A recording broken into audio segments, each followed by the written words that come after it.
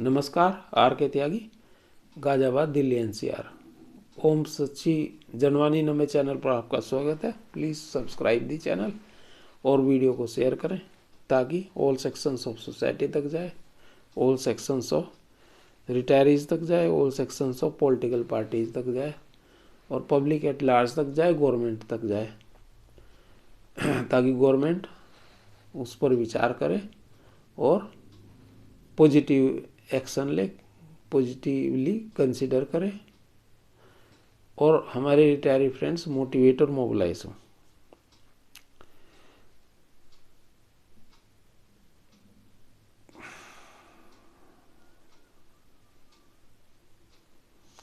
साथियों, अब काफ़ी दिनों से तो डेडलॉक हुआ पड़ा था, लेकिन हाँ, फैमिली पेंशन काफ़ी दिन पहले हो गई थी और वो गवर्नमेंट, ये बहुत दिनों से एक्टिविस्ट लोग गवर्नमेंट को, डीएफएस को, आईबीए को लिख रहे थे फैमिली पेंशन के बारे में भी कितने सालों से। मुख्य बात तो मैं बताऊं कि 2015 में पहले किसी भी रिटायरी सब लोग इन्हीं पे विश्वास करते थे, AIBRF और आईबा पार्क और UFBU कि भाई ये लोग करा के देंगे। पेंशन स्कीम ये लेके आए थे को ये स्वर्गीय श्री तारकेश्वर चक्रवर्ती जी के टाइम में आई थी, तो ये कराएंगे, लेकिन पहले अपना कहते रहे कराएंगे, कुछ नहीं करा। फिर 12 में थोड़ा लोग बागों ने हा हुल्ला करा, तो इन्होंने उसमें ज्वाइंट नोट में वो आ गया कि भाई ये आगे होगा, है ना, तो वो हुआ नहीं। और उसके बाद जो है, जब काफ़ी हा हुल्ला लोगों ने करा, 2015 में इन्होंने कहा कि कॉन्ट्रेक्चुअल रिलेशन नहीं है कोई भी बैंक पेंशनर्स का और बैंक का, संविदात्मक अनुबंध नहीं रही है, कॉन्ट्रेक्चुअल लायबिलिटी नहीं है बैंक की, ना कॉन्ट्रेक्चुअल कोई रिलेशन है। बैंक को रिटायर हो गए और फंड से पेंशन लो और जाओ, हमारा बैंक का कोई मतलब नहीं है। लेकिन सवाल ये है कि ये कहने से नहीं होता ना। MOU 1993 और BEPR 1995, उसके बाद इसके अलावा स्मॉल कमेटी मीटिंग्स थी 1994 में, और भी चीज़ें हैं। इनसे स्पष्ट था कि भाई कॉन्ट्रेक्चुअल लायबिलिटी है, और लोगों ने हाउला, और हमारे फिर एक्टिविस्ट हमारे जैसे आए मैदान में। पहले हम 2017 में आए, शुरू में स्टार्टिंग में जनवरी में ही रिटायर हो गए थे, और उससे पहले शुरू हो गए थे लोगों की हलचल कि भाई ये हो नहीं रहा, पेंशन नहीं हो रही। तो हम लोग जब तक इतना ज़्यादा नहीं था, लेकिन हाँ 15 के बाद लोगों ने थोड़ा वो करना पड़ा कि तभी इन्होंने कह दिया कि भाई हमारी बैंकों की तो कोई कॉन्ट्रैक्चुअल लायबिलिटी नहीं। लेकिन उसके बाद भी लोगों को ये रहा, रिटायरीज को, कि हाँ ये कराएंगे, ऐसे ही कह रहे हैं, लेकिन वो ऐसे ही नहीं, उन्हें कराना ही नहीं था UFBU को। और IBA तो अपने हिसाब से थे, इन्होंने बाद में 2012 में ये स्पेशल लोन्स लेकर के आ गए, इसलिए ताकि पेंशन बिल कम हो सके। ये गवर्नमेंट का मुंह था और इन्होंने उनका साथ दिया, क्योंकि इन्हें तो रिटायरमेंट वालों के ऊपर कोई फर्क नहीं पड़ रहा, और आजकल भी ये लगातार बढ़ाते जा रहे हैं। वैसे तो कह रहे थे सब्सिडी से स्पेशल लोन्स और पेंशन अपडेशन, तो फिर अगर सब्सिडी से तो भैया क्यों बढ़ा रहे हो इसे? हर सेटलमेंट में तुम इसका वो बढ़ा देते हैं जब सब्सिडी से, तो फिर इसे रोक के रखो उतना ही जितना पहले था। तो लेकिन अब जब एक्टिविस्टों का लगातार प्रेशर पूरे हिंदुस्तान से पड़ा, मेल मैसेज, PM को, इधर मंत्रियों को मिलना, इनको मिलना, MPs को, और तरह तरह के मेल मैसेज वगैरह भी और फ़ोन वगैरह, इन सब का ये प्रभाव पड़ा कि, और धरने प्रदर्शन भी हुए बीच में कि 100% DA टू pre-November 2002 रिटायरीज का इशू सोल्व हुआ।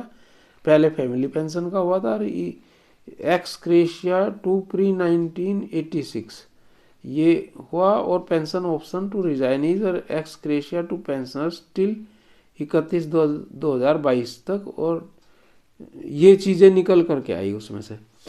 हालांकि एक्स ग्रेशिया हमारी डिमांड नहीं है, हमारी तो ऑब्जेक्शन है। इन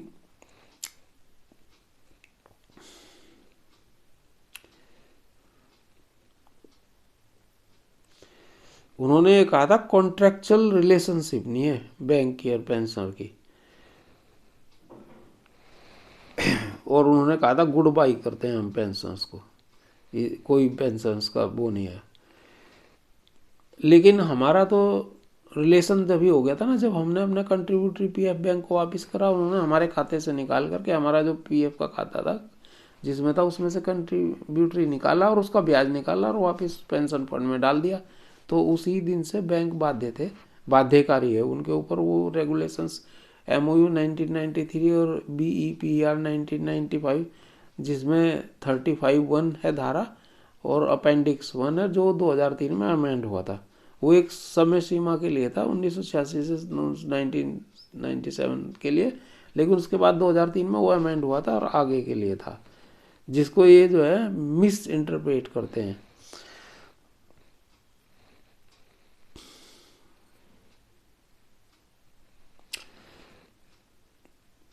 अब ये पहले स्पेशल अलाउंस 8.5% से 11% तक था शुरू में 2012 में, फिर इन्होंने बढ़ा दिया 16.4% कर दिया। भाई किसके कहने से करा तुमने, जब सब्सिडी से तो क्यों करा। और अब इस सेटलमेंट में 12वें में तो ये 27% होने जा रहा है। अभी एक आध दिन में पता लग जाएगा जैसी जानकारी लगी है। और उसी हिसाब से मैंने वो जो भी पोस्ट बताई थी तो कि भाई स्पेशल अलाउंस 50% से घट करके स्पेशल अलाउंस के इंट्रोडक्शन के वजह 36.5 रह जाएगा हमारा अब 1/11/2022 से। इस चीज़ के लिए कौन रेस्पॉन्सिबल है? UFBU IBA। UFBU को कहेंगे हम, क्योंकि हमारा पार्ट तो वही नहीं, IBA तो गवर्नमेंट का पार्ट है, वो तो देने वाले हैं, क्यों दें।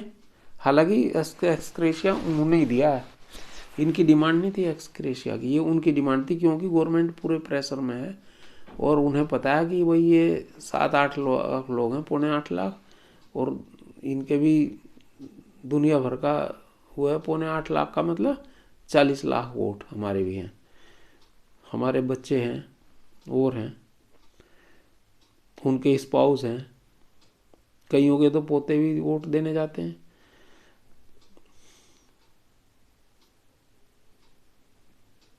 अच्छा, कुछ थोड़े बहुत पेंशन ऑप्टी अभी रहते हैं, हम चाहते हैं कि उनको भी बेचारों को चांस मिले, जो थोड़े बहुत रह गए हैं उनको भी दे दिया जाए।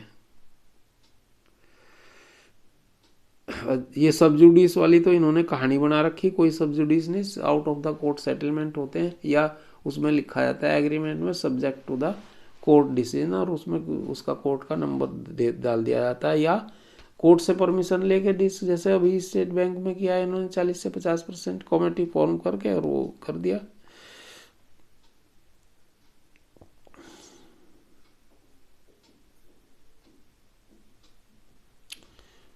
आज की तारीख में ये बहुत बड़ी प्रॉब्लम है, रिटायरीज, बैंक रिटायरीज का डिससेटिस्फेक्शन और उनको संभालना।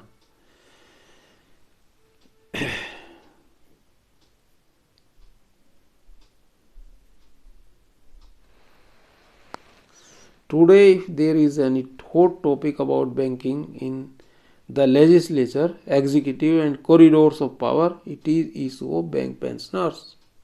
ये बिल्कुल फैक्ट बात है।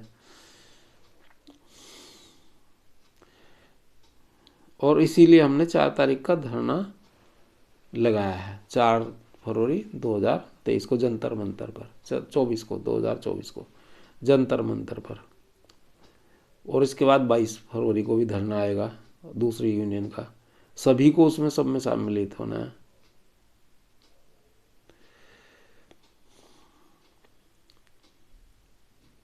फैमिली पेंशन 27/7/2020 को आफ्टर MOU वाज साइंड, उसके बाद chairman of IBA Shri Rajneesh Kumar ji announced unilaterally the removal of ceiling of family pension. इसको भी ये लेके आए थे IBA को एक्टिविस्ट के प्रेशर से, इन्होंने नहीं, IBA ने नहीं करा था, ये भी सॉरी UFBU ने, इन्होंने तो श्रेय लेना जानते हैं। अच्छा, the finance minister first gave an interview in business line on 30 October 2020 in favor of pensioners, and while addressing the executives of banks on 10th November 2020 she called the contribution of bank employees as unique and advocated one rank one pension. One rank one pension की demand बताया था उन्होंने कि मिलनी चाहिए इन्हें, जैसे defence में है, और हमें एक्स ग्रेशिया दे रहे हैं उसके बदले में। भाई फाइनेंस मिनिस्टर तो सबसे बड़ा होता है फाइनेंस के मामले में, तुम उसकी बात नहीं सुन रहे। अब ये क्या घालमेल है हमें नहीं पता। Obviously unions had no contribution in this at all, UFBU से मतलब है। This happened due to maneuvers and clouds that pensioners activists and GO, who is group of pensioners created in 3-4 years through their hectic activities. A massive dharna was held at Jantar Mantar, New Delhi under the auspices of AIBRWA on 23rd July 2022। पहला धरना था वो पिछले साल लगा था, which was massively participated by large number of pensioners, their groups and associations।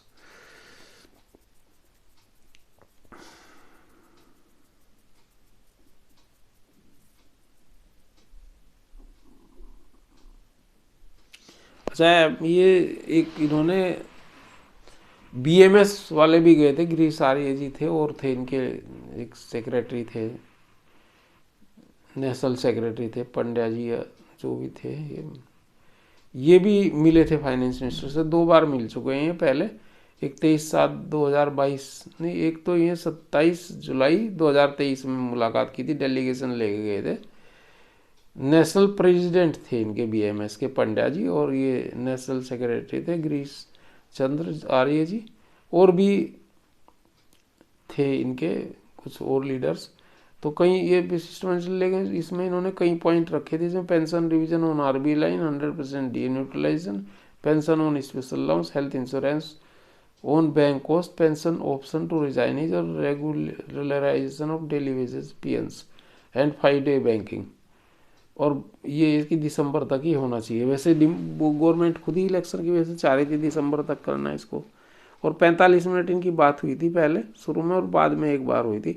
तब उन्होंने कहा था मैडम ने, फाइनेंस मिनिस्टर ने, कि भाई मैंने इसके लिए पहले इंस्ट्रक्शन जारी कर रखे हैं और उसके बावजूद भी ये एक्स ग्रेशिया दिए हैं, पेंशन अपडेशन हो नहीं रहा।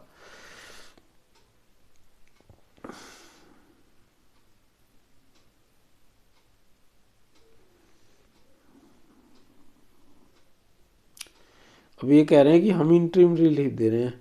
इंटरिम रिलीफ क्यों दे रहे हो भाई? पेंशन अपडेशन दो। एक्स ग्रेशिया का क्या मतलब है?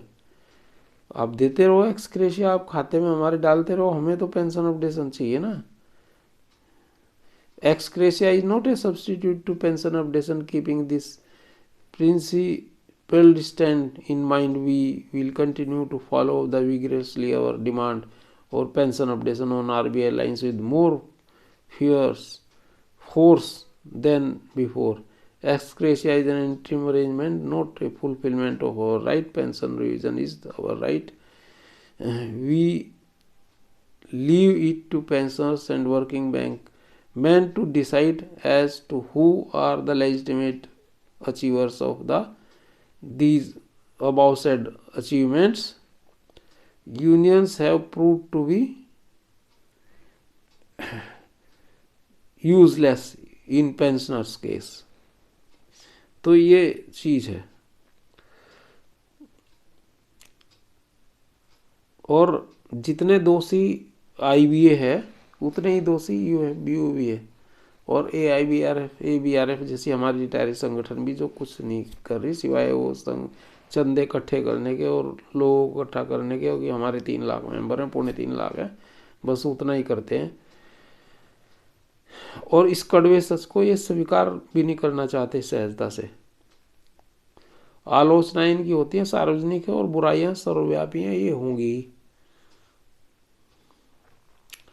तो ये धन्यवाद साथियों, नमन, क्रांतिकारी अभिवादन, सल्यूट सभी रिटायरी साथियों को, रिटायरी लीडर्स और बैंक पेंशन एक्टिविस्टों को पूरे देश में, और सभी लोग संपन्न, समर्थ, स्वस्थ रहें, संपन्न रहें, सपरिवार मंगलमय रहें। भारत माता की जय। वंदे मातरम। जय भारत। ओम नमो नमः। थैंक्स।